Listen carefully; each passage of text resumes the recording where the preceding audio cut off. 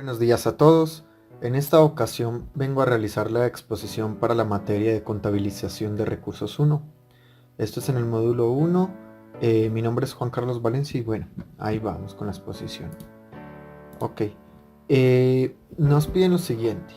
Primero tenemos que presentar mediante, la presentación de video que estoy haciendo actualmente, mis opiniones amplias y argumentadas sobre su acuerdo, aprobación o desaprobación a cada una de las siguientes expresiones. Entonces, la primera expresión es: el concepto de la contabilidad ha tenido una evolución histórica que se mantiene como un proceso estático en el tiempo. Desde la antigüedad hasta nuestros días se ha mantenido un mismo cuerpo normativo para el reconocimiento de las transacciones económicas.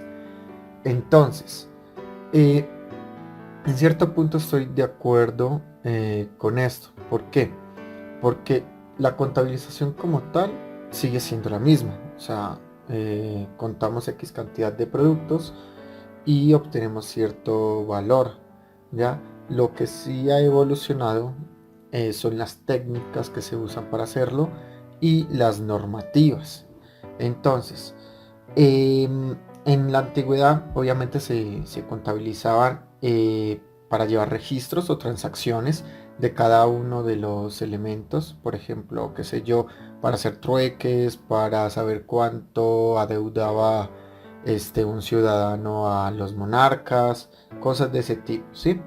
Y con el tiempo pues se evolucionó hasta el día de hoy, donde tenemos ciertas leyes, ¿sí? Entre leyes y normativas que rigen a la contabilidad, las cuales determinen cómo se debe de realizar correctamente esa contabilización de recursos.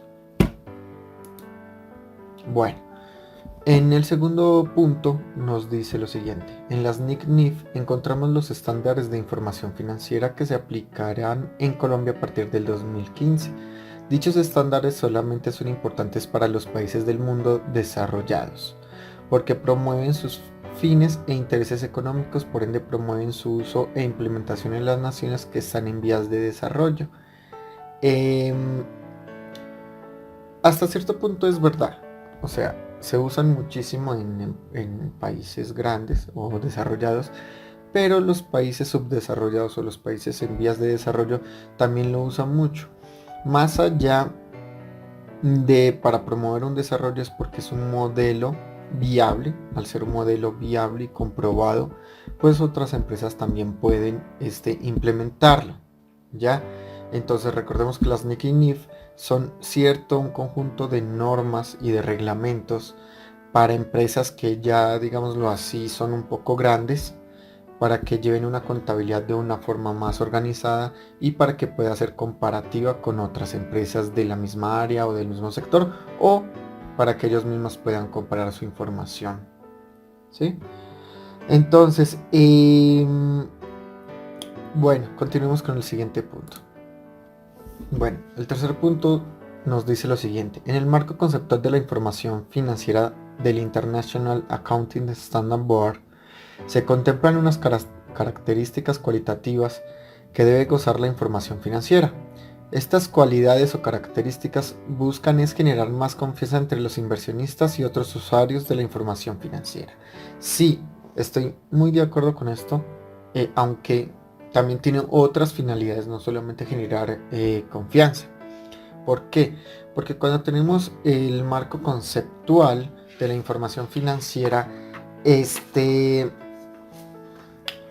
hablamos de que debemos tener información que sea fiable, que sea neutral, que sea comprensiva, que debe tener una relevancia para la empresa y para las personas que intervienen, ya sea usuarios o otras personas, y que puede ser comparable, ¿ya? Entonces esto permite que los usuarios o los inversionistas puedan comparar, digámoslo así, el estado financiero de la empresa con respecto a otra empresa o con respecto al mercado actual. Entonces, este marco conceptual pues es muy importante, ¿sí? Para generar esa confianza de la cual hablamos, o desconfianza también, porque si obviamente tenemos datos, digámoslo así, en rojo, pues obviamente no vamos a tener mucho interés de invertir en una empresa de este tipo, ¿ok? Vamos con el siguiente punto.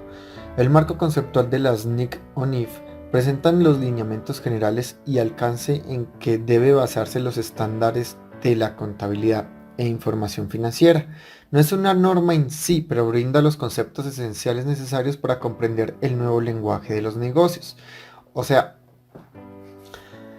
en cierto punto no estoy tan de acuerdo con eso. ¿Por qué? Porque las NIC y NIF en muchos países, incluido Colombia, tienen ciertas normativas. Entonces en Colombia como tal existe un decreto que exige que ciertas empresas apliquen NIC y NIF. Entonces se convierte ya en una exigencia. ¿Ya? Que sea para comprender el nuevo lenguaje de los negocios. Pues digamos que es para comprender un estándar. ¿Por qué? Porque ese es como el objetivo. Estandaricemos cómo llevar la contabilidad en las empresas para poder tener una comparativa. ¿Por qué? Porque yo puedo tener, supongamos, yo puedo tener cierta norma, pero esa norma contable yo la puedo cambiar de una empresa a otra de acuerdo a la naturaleza de la empresa. Aún así, esto no quiere decir que esté bien, pero se puede hacer. Entonces, el punto al final es cómo estandarizar para que las empresas tengan, digámoslo así, información que pueda ser comparable.